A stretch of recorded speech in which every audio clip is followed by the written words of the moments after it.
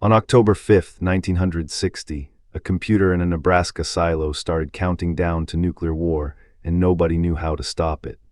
We're standing here in front of the declassified incident report, filed away for decades.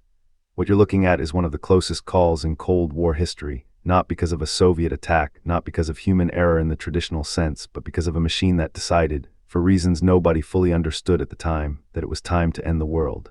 The Minuteman missile program was America's answer to Soviet long-range nuclear capability. Buried across the Great Plains, these silos housed Eichbom pointed at Moscow. But on this particular autumn night, something went profoundly wrong.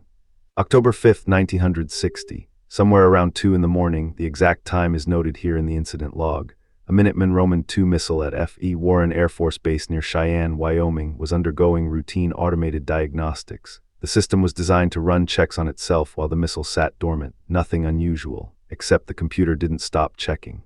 The officers on duty that night, and I want you to remember they had no idea what was about to happen, noticed the control panel lighting up in ways they'd never seen before. The launch sequence had initiated, not a drill, not a test, the actual countdown protocol. The missile was, by all technical measures, preparing itself to fire. Here's what makes this different from the other near misses you might have heard about. There was no false radar blip, no Soviet bomber sighted, no human finger hovering over a button. This was pure machine logic, corrupted, inexplicable, and running toward its own conclusion. The crews didn't know yet whether they could stop it. They didn't know if the countdown was real or a phantom in the circuitry. The protocol in those early years was strict but terrifying. If a launch sequence initiated, whether by human command or system error, there was a window of time to abort it. But the men in that silo had to act fast. They had to verify within seconds whether this was a real order from Strategic Air Command or a malfunction. The communication systems weren't instantaneous. The verification process took time they didn't have. 6 hours later, and I want you to sit with that number, 6 hours. The countdown continued. The crews worked through every diagnostic they could access. They tried to isolate the fault. They tried to override the sequence.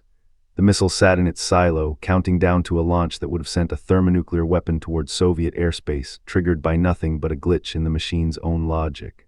The engineers eventually traced the problem to a component they call, right here in the report, a marginal transistor. Not a broken component, not a sabotaged circuit, just a transistor operating at the very edge of its specifications, close enough to functional that it passed every standard test, but unstable enough that under certain electrical conditions, it began firing erratically. It was sending false signals up the command chain, each one pushing the launch sequence forward. What stopped the launch wasn't a hero or a failsafe. It was a manual override, a crew member who, after hours of attempting to communicate with SAC, made the decision to physically disconnect the automated launch sequence. He reached into the machine and pulled the plug on his own missile's countdown. The order never came from above. The command structure never authorized it. One person in a Nebraska silo at dawn decided the machine was wrong. The incident was classified immediately. The Air Force launched an internal investigation. They found no evidence of sabotage, no Soviet interference, no espionage, just a single faulty component that had slipped through quality control, the kind of thing that statistically was supposed to be impossible, but here it was, documented and filed away. The transistor itself, this is the part that haunted the program's engineers, was a standard issue component. Thousands of identical units were installed in Minuteman silos across the country. How many other missiles were carrying the same latent fault? How many other silos had transistors operating at that same dangerous margin? The military never released those numbers publicly. They implemented new testing protocols after this, more rigorous, more expensive. Every component would be tested not just at standard operating conditions, but at the extremes: too hot, too cold, too much voltage, too little. The goal was to catch every marginal transistor before it ever left the factory. But the Warren incident proved something darker. You can build systems as carefully as you want, and the machines will still surprise you. What's remarkable about this story, and why it matters now, is that it reveals something about the Cold War that the spy thrillers don't show you. It wasn't just about human decisions. It wasn't just about ideology or miscalculation. It was about the fragility of the machines we built to keep us safe. The very systems designed to prevent accidental nuclear war had their own vulnerabilities, silent, invisible, built into the circuitry.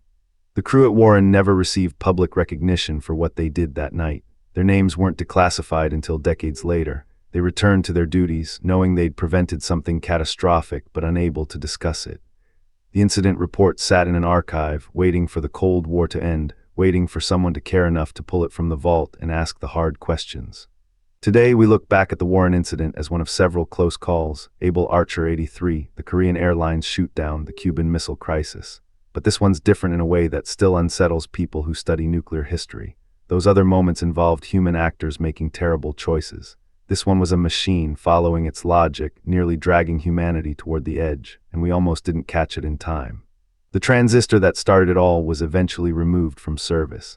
I don't know where it is now, probably in some government storage facility or long since destroyed, but its legacy remains. It forced the military to confront a question they'd been avoiding. What happens when the machines we build to prevent catastrophe become catastrophes themselves? There's no enemy to negotiate with, no button to push.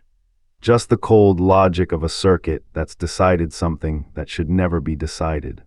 What makes the Warren incident so vital to understanding the Cold War isn't that it ended differently than it might have. It's that we were so close to it not ending differently. One crew member's decision to act without orders, one hand on one switch, that was the margin between a nuclear launch and a classified incident report, and for most of the world it never happened at all.